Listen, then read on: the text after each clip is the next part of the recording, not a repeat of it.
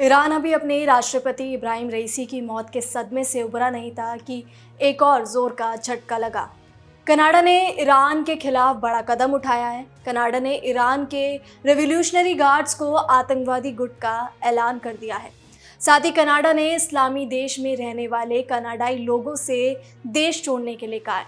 कनाडाई सरकार ने कहा है कि हमारी सरकार ने क्रिमिनल कोड के तहत इस्लामिक रेवोल्यूशनरी गार्ड्स को कोर आतंकवादी समूह घोषित करने का फैसला लिया है।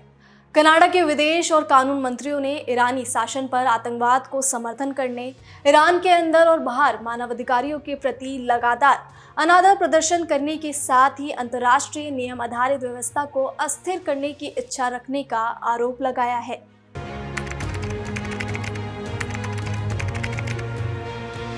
सेना को आतंकी संगठन घोषित करने से एक बड़ा फर्क ये आया है कि ईरान की इस स्पेशल फोर्स से जुड़ना या इसका समर्थन करना अपराध हो जाएगा। इसके अलावा जिस देश में भी इसकी संपत्तियां घोषित है उन्हें फ्रीज कर दिया जाएगा।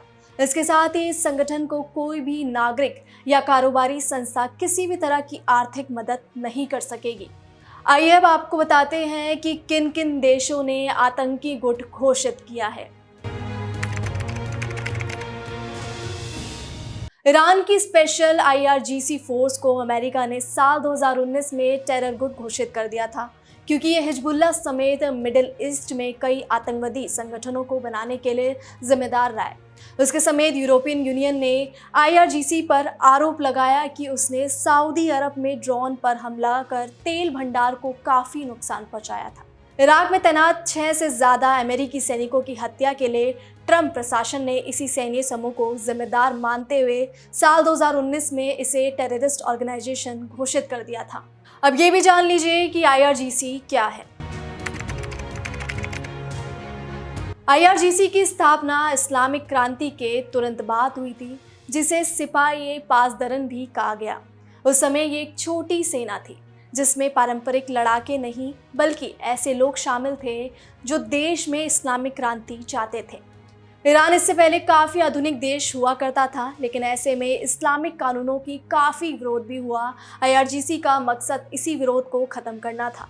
बाद में इस गुट को ईरानी कानून में वैध मान लिया गया, यहाँ तक कि उसे इतनी ताकत दी गई कि वो पॉलिटिकल और आर्थिक मामलों में हस्तक्षेप कर सके। ये किसी अन्य देश की पारंपरिक सेनाओं की तरह नहीं बल्कि ईरान की स्पेशल वैकल्पिक फोर्स है। सेना प्रमुख दावा करते हैं कि उनके पास 1,90,000 एक्टिव सेना है जो जमीन, समुद्र और हवा तीनों जगह पर काम करते हैं। ये सीधा ईरान के सर्वोच्च नेता आयतुल्ला अली खामनेई को रिपोर्ट करती है। फोर्स की ताकत का अनुमान इससे लगा सकते हैं कि ईरान का बैलिस्टिक मिसाइल और परमाणु कार्यक्रम भी चलाती है। IRGC ईरान के लिए धार्मिक और राजनीतिक और आर्थिक मोर्चे पर लड़ने वाली सेना है। ये घरेलू संकट के साथ विदेशी खतरों की स्थिति इस्लामिक राष्ट्र के हितों में रक्षा करती है। ब्रिटेन और यूरोपियन यूनियन ईरान की इस स्पेशल फोर्स को जल्दी आतंकी संगठन घोषित करने की तैयारी में है, जो ईरान के लिए किसी झटके से कम नहीं है। फिलहाल के इस खबर में इतना ही। देखते रहें इन खबर।